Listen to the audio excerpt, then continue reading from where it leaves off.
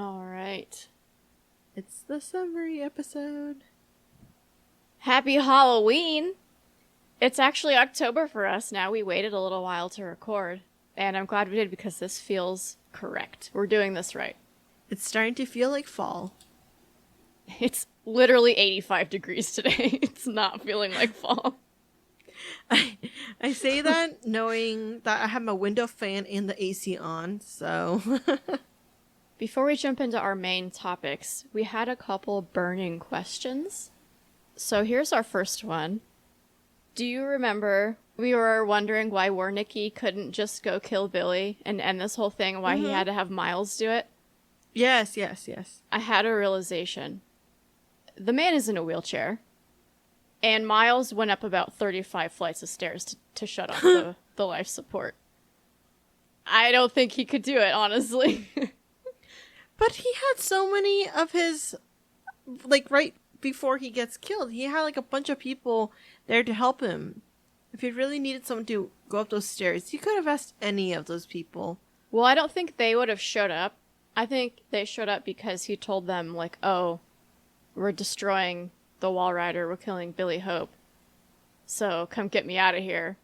Maybe. But anyway, it might be as simple as just he physically couldn't go upstairs. But that seems like poor design. I mean, I don't know how long he's been in a wheelchair, but it seems like you should maybe not have so many stairs.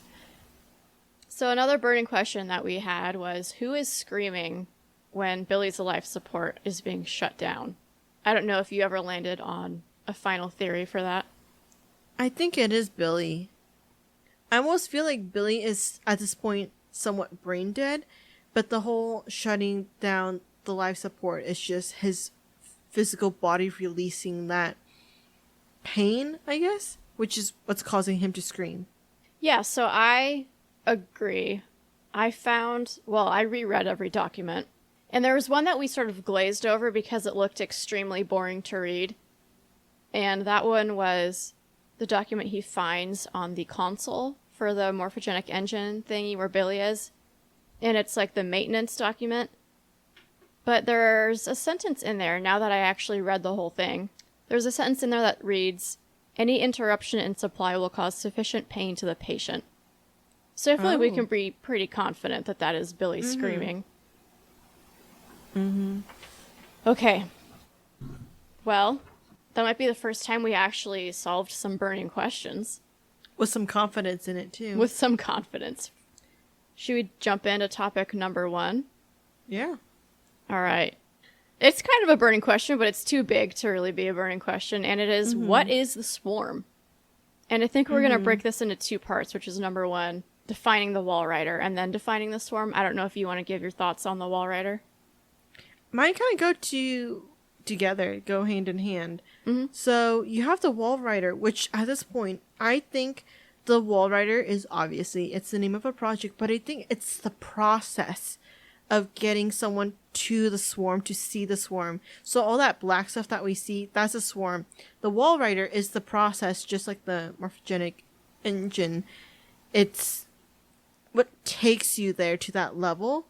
So I think that's why the project is called the Wall Rider, because it's the process. And the swarm, my personal theory is that it's probably a bunch of cells from some cellular regeneration experiment, or that it's like a bunch of static or some kind of cells that morph together and somehow create its own life.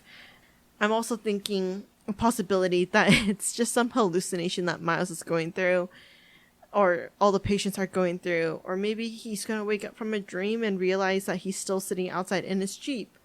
I don't know, but that's... Wouldn't that be nice?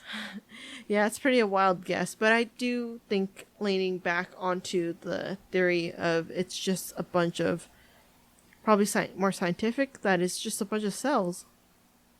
Yeah, I feel like there's a lot of ways that this could go. Option number 1, I guess, in my notes is, I mean, there's quite a bit of evidence suggesting that it really is a demon. The Wall Rider really is a demon. I mean, we have document 5 from part 3 of our gameplay that tells us it is a demonic creature of German origin that torments sleepers. We also have document 2 from part 2 that was written by a patient and says, "It was not a therapy. We were sacrificed to conjure a demon." And then running through the asylum, we also hear a patient say it was a conjuring somewhere in the background. And then also in the very first document in this game, the email that Miles receives, it says, "Doctors talking about dream therapy going too deep, finding something in the mountain." And there's reference of it coming out of the mountain somewhere else as well. But I think a lot of what it is hinges on who's seeing it, because that's my main question is the wall rider real, or is it part of the dream therapy? And that's why Miles starts to see it. And that's why some of the workers were seeing it too, because it sounded like some of them were being affected by the therapy as well. And so, like, even if it was just the therapy was leaking out somehow, or if they could somehow get secondhand therapy from the patients. And the reason I think, like, it could still be something real is because it makes sense that they would summon this demon since it torments sleepers and they're doing dream therapy. But also, doesn't Miles see it before he's exposed to the video? I think so. He was like in one of the halls, but the criteria in order for someone to see it is to see enough horror, right? And by that point, Miles has seen so much, so I wouldn't be surprised if he was at that point already affected so much by what he was seeing and collecting. Not so different than a patient. And he was talking to patients and reading all these documents, both from the doctor's side, like the scientist's side, and whatever he was hearing. So I'm not surprised that he already seen the wall rider or the swarm before he sees the actual video. Yeah, and I think that's the question is, do you have to have firsthand exposure to the engine, to the video, to start to see this, or is just being around people, is secondhand exposure enough to start seeing this thing? I think that's the big question. I think secondhand, because if you think about it, the timing of everything happening, like Warnicki was born, I can't remember what year he was born. It's either after World War I or something, so he would have been like old enough to kind of recognize what was happening during World War II to start working and everything. And I think because of that timing and all the different scientists, they got a lot of secondhand experience to horror from the war, and they were able to come up with this experiment. So to your question, going back to your question, yes, I think just even secondhand horror is enough. Yeah, and I think we have some evidence of the treatment sort of leaking. Is that why workers are seeing things? Is that the reason behind the if you're seeing things, say something, document? And is that what the environmental contamination is? And then, which reminds me, sorry, go ahead. Just kind of jumping on when you say environmental kind of contamination, is that why all the pests in that area, maybe, I don't know how pests process things, but I'm assuming that by association with that environment of so much blood and everything, do you think all that pest is probably some kind of makeup of the swarm, and that's why they need some crazy amount of pesticide to kill it, if they can't kill it? I have an answer for you, but I can't. Okay. I can't give it to you yet. Let me make a note to write it after the next part. I'm just going to tell you, I don't think it's bugs. Okay, so part 2 of topic 1, attempting to define the swarm. For me, I focused on the 7th document that we find in gameplay part 4. I feel like it gives us more insight than anything else into what the swarm is. It's a note distributed to all personnel, and it was written by Warnicki, and it says, "Do not worship the swarm. Any sentient being based in this technology will be so far superior to us that illusions of godliness will be reasonable." I'm going to build more on this later, but for now, with this information in mind, I feel like there's 2 main veins for sort of what could the swarm be.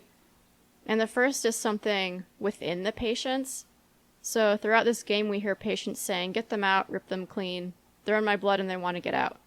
And then we also have Chris Walker saying we have to contain it. That makes you question, like, who is them? Who are they? And what is it? What is in people? What has to be contained? So could all of that just be the swarm?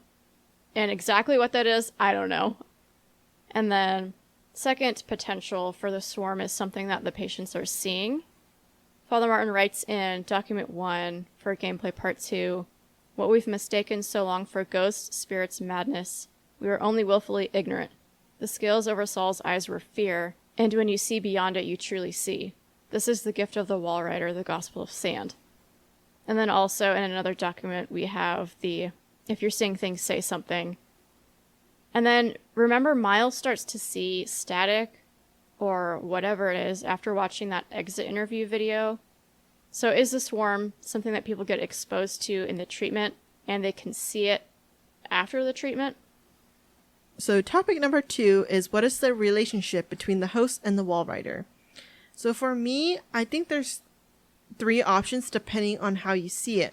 So the first option is that the wall rider or the swarms, I'm going to use these words interchangeably, but the wall rider's thoughts are independent of Dr. Wernicke. So this means that by the end of the game, where the wall rider, we don't know if it's the wall rider or Miles, let's say that it is Miles and he's still alive, with some quotes, then the first option is the wall rider's thoughts are independent and it's not controlled by Miles.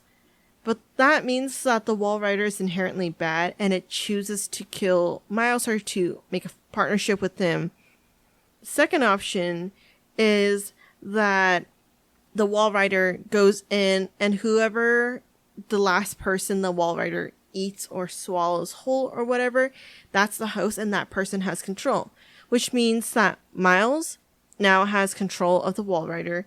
And that also means that Miles is the one who decides to kill Wernicke based on what we hear in the ending.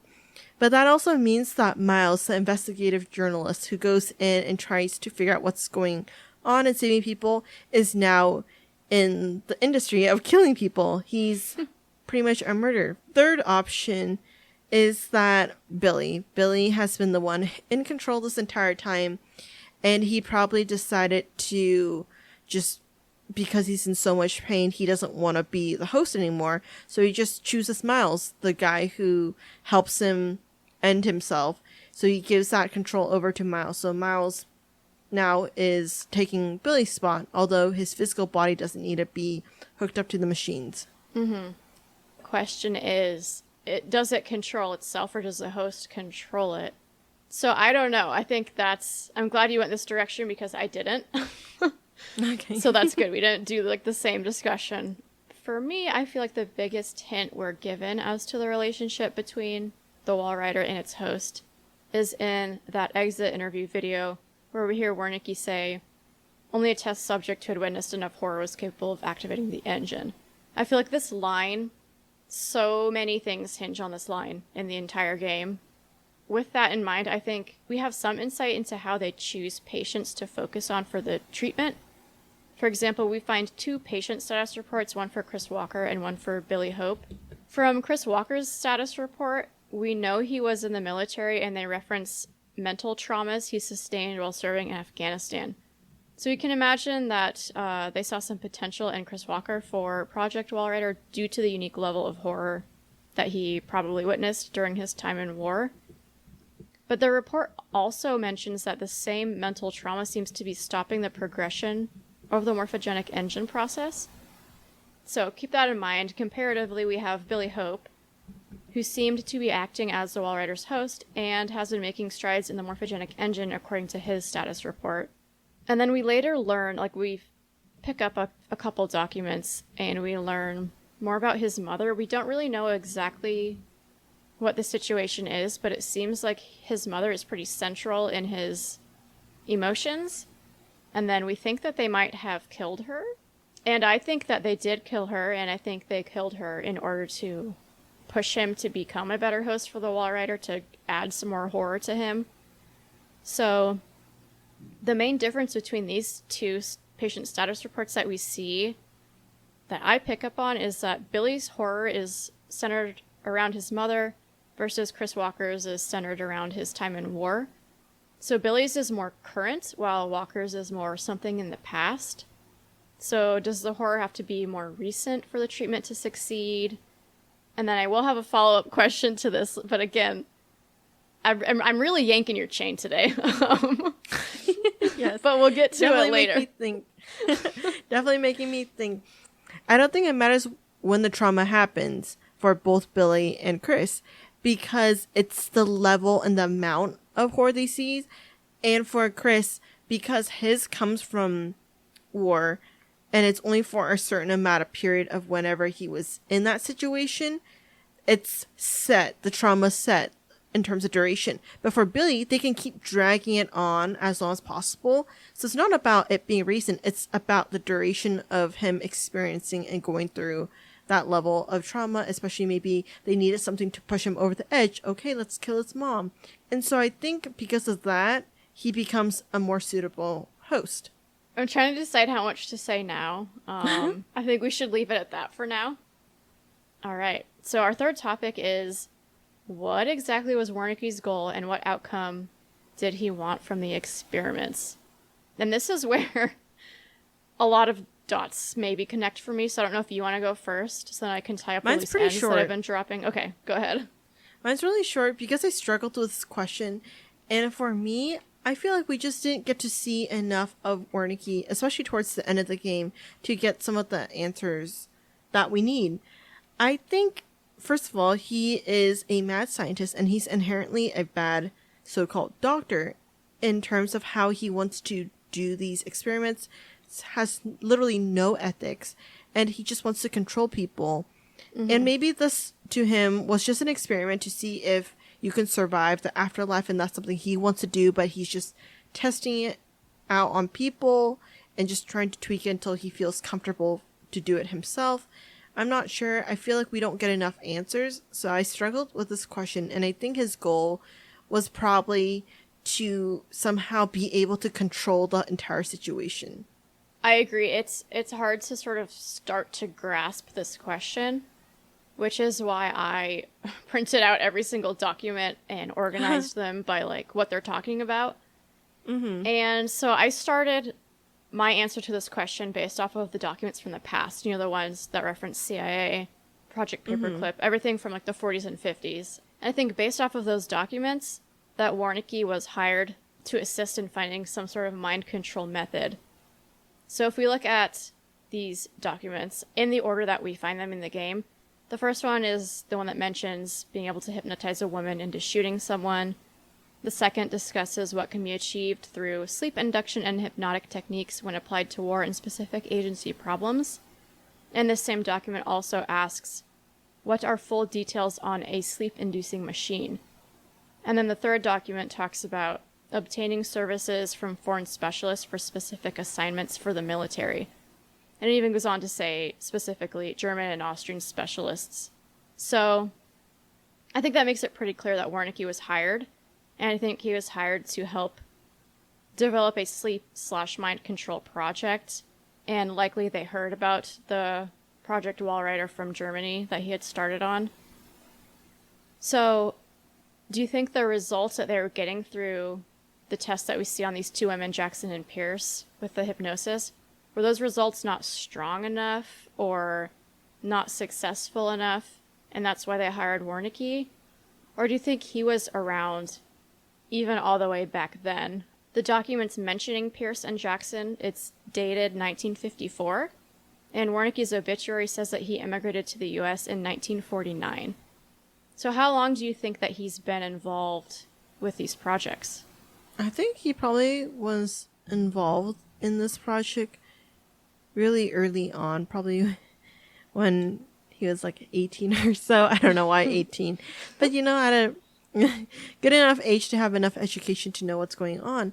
But I think the reason why they hired him was they probably saw that he was a mad scientist. Like, they needed someone crazy enough and unhinged enough that they can proceed with this. Because again, they have no ethics when it comes to this. And so I think that he was hired because they probably knew he was unhinged enough to do whatever they needed him to do for the outcome and not caring about the process. And then based on the exit interview, it sounds like it wasn't working. And so my question is, that exit interview, clearly work was still going on after that. So is that when he then went to Mount Massive and sort of started, like, the U.S. branch of Murkoff? Because his work with the U.S. team failed? Is it because their minds weren't open enough to follow his formula or whatever for Project Walrider? I wouldn't be surprised if that's the case, but also it might be just not enough resources. Okay, so next part of the question, what exactly was he doing and why? So we have Project Walrider and the morphogenic engine, which are the two big things we hear across the length of this game. And it seems to me, I don't know if you agree, that the morphogenic engine is, like, it falls under the umbrella of Project Walrider. I say this because based on the patient status report for Project Walrider patients, they mention morphogenic engine activity, but they call them Project Walrider patients. So what do you think the relationship is between the project and the engine? Maybe the engine is the process and later just something coined by Wernicke and his colleagues at a later date when they had a better grasp on how to see the Walrider / the Swarm. And I think the patients aren't necessarily ones that receive the same kind of treatment that Wernicke later gives to them. Maybe they're receiving a different kind of treatment. So I think it's just being exposed to different phases of the entire project. Okay. It's interesting you say that because my next bullet point is I think that some of the Project Walrider patients are people who they're trying to get the Walrider to accept as its host. And those would be the people like Billy Hope, Chris Walker, who have what they think to be enough horror to activate the engine. And then maybe the rest of the patients that we're seeing in this asylum are people who they're testing the control of. So, like, they're testing the Walrider-host relationship on the rest of the patients. And then is that what the sentient swarm is that they mention in the autopsy report? I think that's a really valid point because the area where Billy is seated, we see in a circular shape. There's multiple chairs and probably one chair will belong to Chris Walker. But maybe that's what it is. They need more bodies. Mm-hmm. And that's why they have so many of those stations of those ball thingies that Miles walks by and Billy is in. By the time I got to this point in my notes, I still had that question of the hormone therapy. We hear that mentioned multiple times as well, and so I was wondering, like, how does the hormone therapy fit into all of this? And this is when I took a closer look at the documents, and two in particular. There are two documents that reference a relationship between Wernicke and Alan Turing, one of which even mentions a paper that they wrote together. So, this is when things got weird. I did some research on Turing and found that he did write a paper on morphogenesis. So I'm assuming that this is the paper that they are saying Wernicke helped him write. Except, of course, in real life, Wernicke doesn't exist, unless maybe he does. I don't think so. And the paper is about... Let me read you the title of the paper. I found it. I found the paper that Alan Turing wrote. So Alan Turing is a real person? He is a real person, yes. Oh, gosh. So I found the paper that he wrote, and it's called The Chemical Basis of Morphogenesis. And so I decided I needed to know what morphogenesis meant, and so I have a definition for you. And it is the biological process that causes a cell, tissue, or organism to develop its shape. I attempted to read it. It's really long, like 60 plus pages long. That's dedication right there. Well, kind of, because I decided to just read the intro and the summary. And then actually in the summary, it even mentions, like, oh, we're going to dumb it down for you to be able to understand this because it requires, like, a high understanding of mathematics and all this stuff. But even with it being dumbed down, I still didn't grasp a lot of it. But the main thing studied in this paper is growth patterns for things like stripes or rings. But the most interesting thing as far as a connection to Outlast goes is the formulas in the paper. So I'm sure you remember when Miles finds that whiteboard with the morphogenic engine formula on it. And I think that formula is based off of the real formulas in this essay.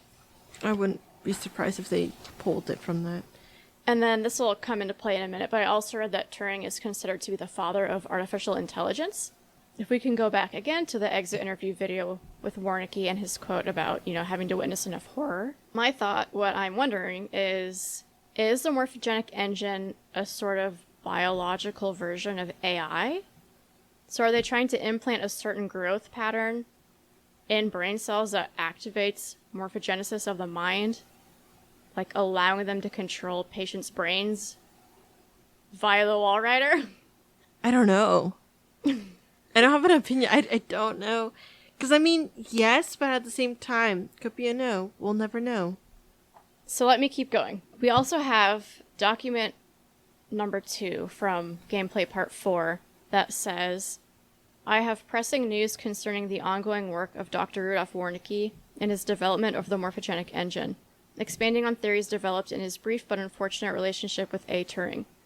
But beyond even the promise in cellular regeneration, I believe Warnicki's method has breached the spiritual realm. So the question is still, is this something spiritual or not? And the line from his warning, his don't worship the swarm warning, he says any sentient being based in this technology. So, like a sentient being, that makes you think like it's alive, right? Do we need to define sentient? Yeah, let's go ahead and define it. Be able to perceive or feel things. When I typed in sentient AI actually popped up as one of the top search results. It's hard to know, like, is this sentient AI or is it something spiritual? Because a lot of people have claimed to witness seeing something physical. Well, it could also be, another definition is that it's life itself. If that's the case, the swarm or the Walrider is life itself. And so, I don't know. I don't know how that connects back to everything. I don't know either. So, if this is happening, if they're basically implanting AI biologically using morphogenesis to change the shape of your brain or whatever they're doing, could this explain why Chris Walker is tearing everybody's head off? Because would it be breaking the morphogenic engine relationship? Because if it's going into the brain, you know what I'm saying? And then is this another reason the engine was not operating properly in him?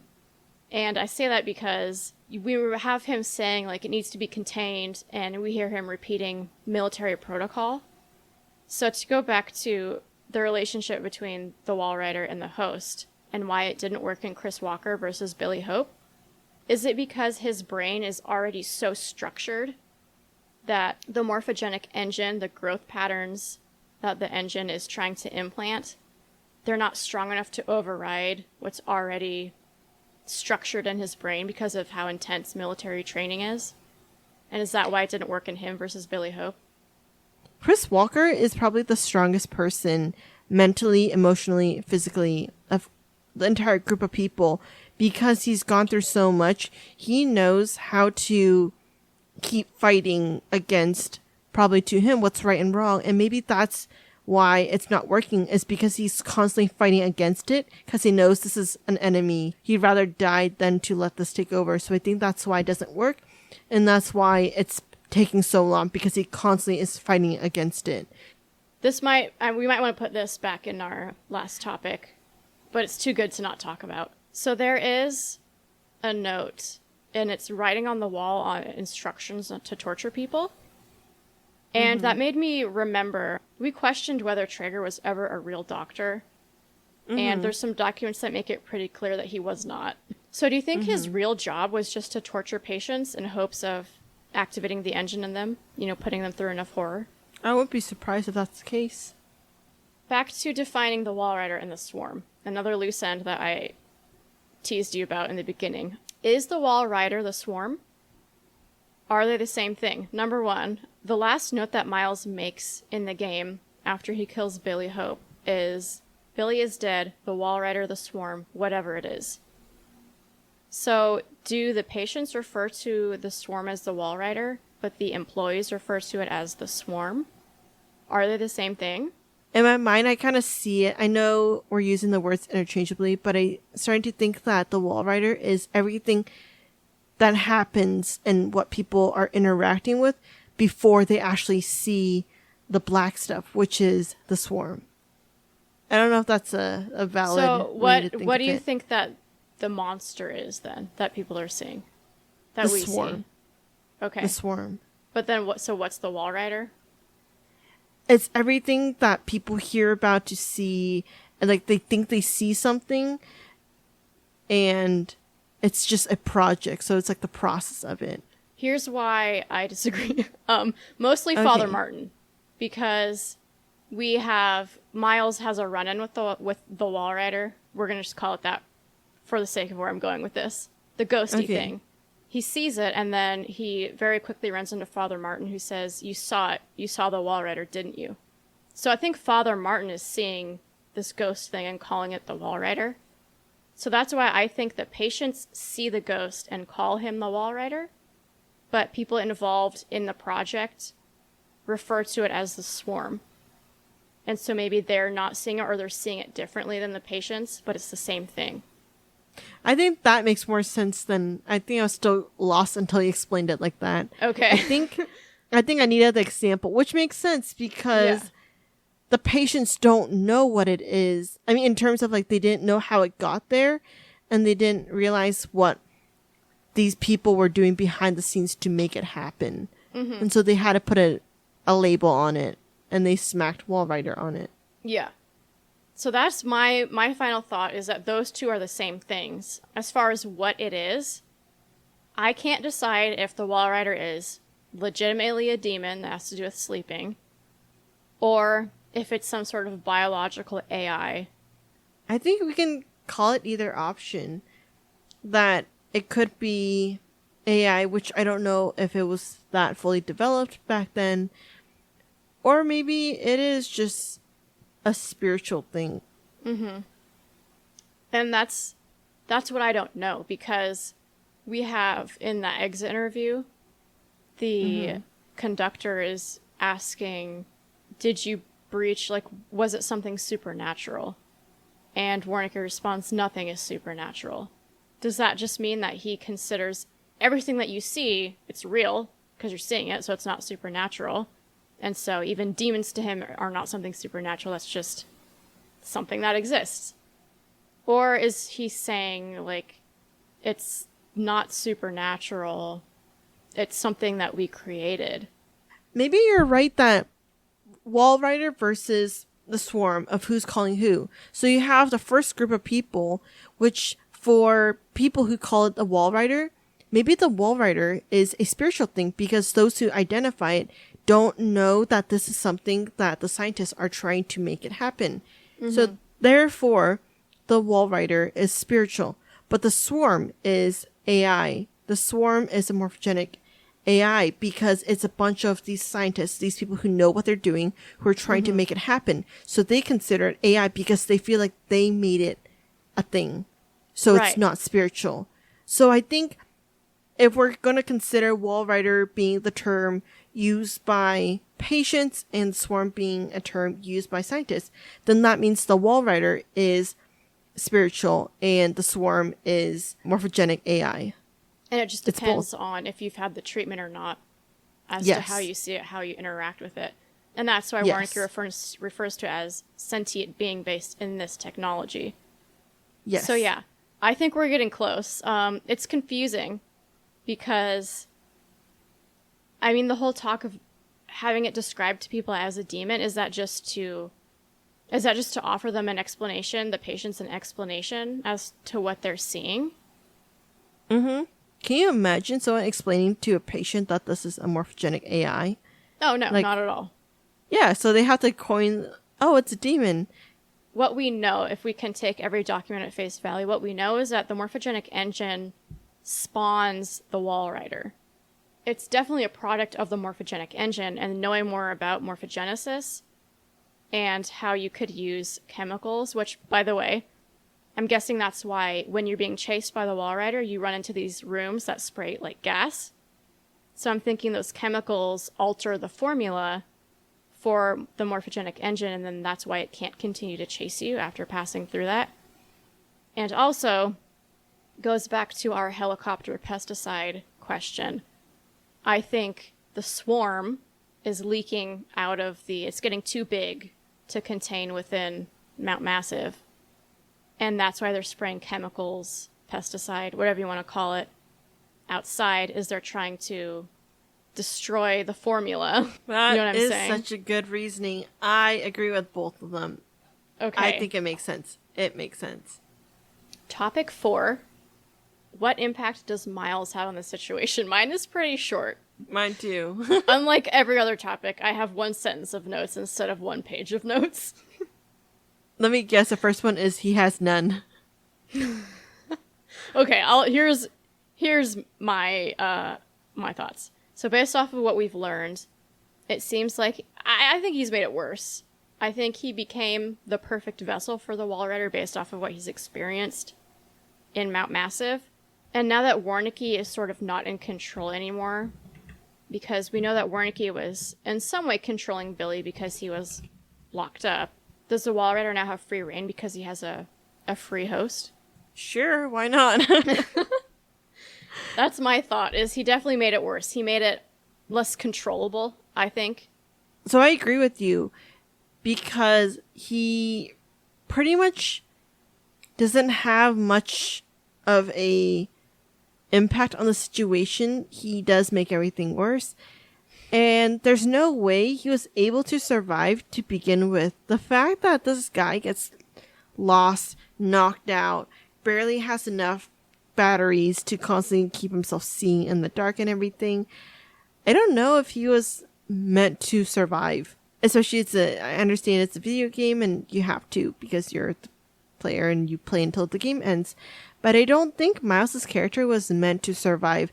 Like, what kind of person makes it out alive from that kind of situation, right? And even if like from a creative standpoint, he wasn't meant to survive, or what are you? Can you describe that differently? I mean, think of yourself as Miles and stuff. Like, how can a normal person survive that, considering how so many people died in that? So it was destined for him to fail. But I'm thinking that maybe a option is that Wernicke was the one who lured Miles into the situation, knowing that he wasn't going to make it out, and he was going to try to make Miles one of those 8, 10, however many chairs there were to use his body. Maybe they needed like fresh bodies, and Miles would be one. So that's what I'm saying, is that he was never meant to survive. Okay, I really like that theory. And honestly, I think that's better than the answer we get in the DLC. Oh, okay. So I'm pretty confident based off of the DLC that Warnicke did not lure him there. Well, Red Barrel, please listen and maybe make an alternative ending to this game. But I just think, because my first reaction is that Miles literally has no impact on the situation. Why is that? You take a step back and it's all part of Wernicke's master plan. Mm-hmm. When we start watching the DLC, it's going to make me question everything I'm watching. But by the way, the DLC is fantastic. It equally as fun as the main game. You're going to have a hard time visually handling it. Oh, God. No. But before, perfect segue. Topic number 5, our favorite scares from the game. What's yours, Kathy? It's definitely, I think it was part 3. Was it around the kitchen or something? You forgot about that scare. So you jumped, and because of the screen share, the little 2-second delay, I didn't see it. So you're watching my reaction, and you can see the moment I jumped and Jake went in front of my face, Jake the alpaca, because I got so freaking scared. That one got me, not when I played, because I was far enough away from the screen, sitting on the couch. But I knew it was coming when I was editing the gameplay, and it got me. I actually jumped, and I don't jump. I'm more of an internal, like, I get terrified internally. So like I won't jump, but my blood will just run cold. But that I actually physically jumped in my chair. And then when we were rewatching it, I had to have the volume really loud for you to be able to hear it. And so not only was it like just, oh, look at that, that's surprising. It was like my ears were bleeding. This is horrendous. It was so scary for me too. I had 2 listed, and that was one of them. So I'm glad you said that. Okay. That's the one that actually gets me, like the one that makes me jump. But my personal favorite one is part 1, when he's walking down the hall and the bathroom door is slightly ajar, and then it just slowly closes all the way. I just love it. It adds to the fear for me because it tells the player, it tells Miles that there are a lot of things to be scared of in this building. Like if someone is reacting like that just based on the sound of Miles walking down the hallway, then you know there's a bunch of shit. Like anyone walking down the hallway could be a murderer. So for me, that one, it's just kind of comedic as well because it's the bathroom. Ha, funny. But it's just the how purposefully and how slowly they close the door. Which, by the way, can we comment on how bad Miles is at closing doors? He slams them shut every single time. Are you trying to give people clues as to where you are? Gently close the door, please. Biggest peeve of this game. I think that brings us to topic number 6, Kathy. KFC. KFC. Kathy's favorite character. And to be honest, in this game, I really am tempted to say no one. Usually, we would go for the main character. And this would be Miles. But I'm just kind of irritated that he didn't leave. Or didn't just start killing people and try to leave and everything. Like, or maybe even I'm sorry, wait. You're mad at him for not killing people? Yeah, because if he killed Wernicke to begin with, he wouldn't have died. He wouldn't... and it'd be out of self-defense. Well, he thought Wernicke was dead already in his defense. When I say that, not out of, like, cold blood or anything. I think it's out of, like, self-defense. Like, when he's getting chased by random people and, like, Traeger and everything, like, had he killed Traeger, which he kind of did later, but he wouldn't have lost the fingers. He, like, a lot could have prevented. But you know what would have prevented all that? By turning the around and walking out of that building when the moment you realize that crap is about to hit the fan. Yeah, I mean, they say he's locked in, but I don't know what's stopping him from going back out that window and climbing back down the ladder that he climbed to get him in there.